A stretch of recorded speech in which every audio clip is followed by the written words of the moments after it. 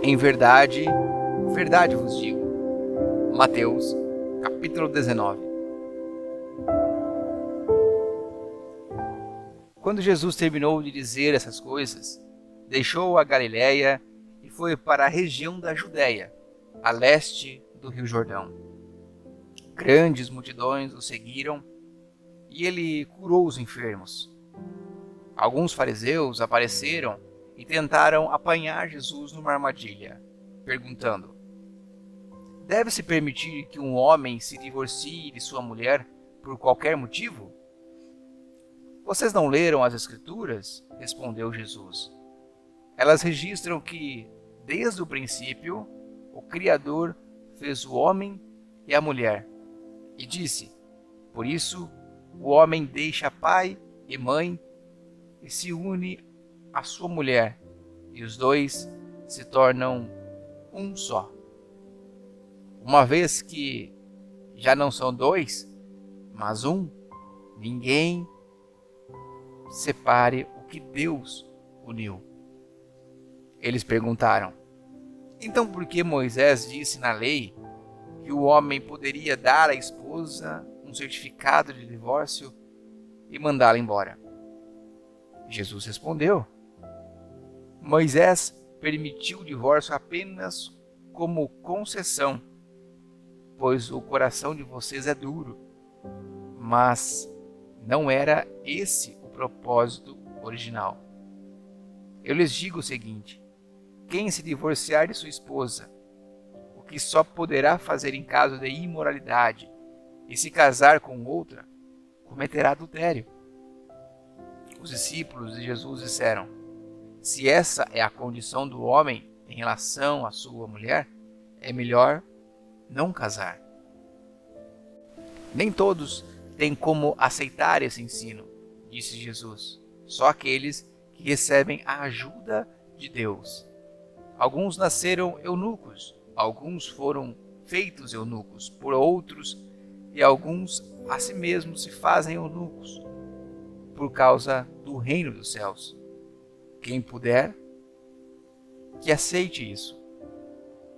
Certo dia, trouxeram crianças para que Jesus pusessem as mãos sobre elas e orassem em seu favor. Mas os discípulos repreendiam aqueles que as traziam. Jesus, porém, disse: deixe que as crianças venham a mim. Não as impeçam, pois o reino dos céus pertence aos que são como elas. Então, antes de ir embora, pôs as mãos sobre a cabeça delas e as abençoou. Um homem veio a Jesus com a seguinte pergunta: mestre, que boas ações devo fazer para obter a vida eterna? Por que você me pergunta sobre o que é bom? Perguntou Jesus. Há somente um que é bom. Se você deseja entrar na vida eterna, guarde os mandamentos.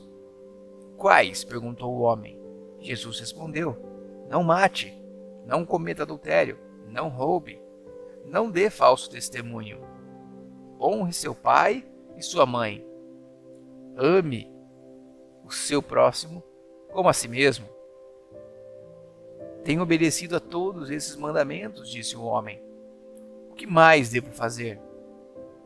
E Jesus respondeu: se você quer ser perfeito, vá, venda todos os seus bens e dê o dinheiro aos pobres.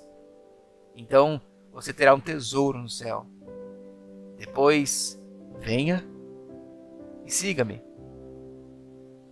Quando o rapaz ouviu isso, foi embora triste, porque tinha muitos bens. Então Jesus disse a seus discípulos: eu lhes digo a verdade, é muito difícil um rico entrar no reino dos céus. Digo também, é mais fácil um camelo passar pelo buraco de uma agulha que um rico entrar no reino dos céus. Ao ouvir isso, os discípulos ficaram perplexos e perguntaram: então, quem pode ser salvo? Jesus olhou atentamente para eles e respondeu: para as pessoas, isso é impossível, mas tudo é possível para Deus. Então Pedro disse: deixamos tudo para segui-lo. Qual será a nossa recompensa?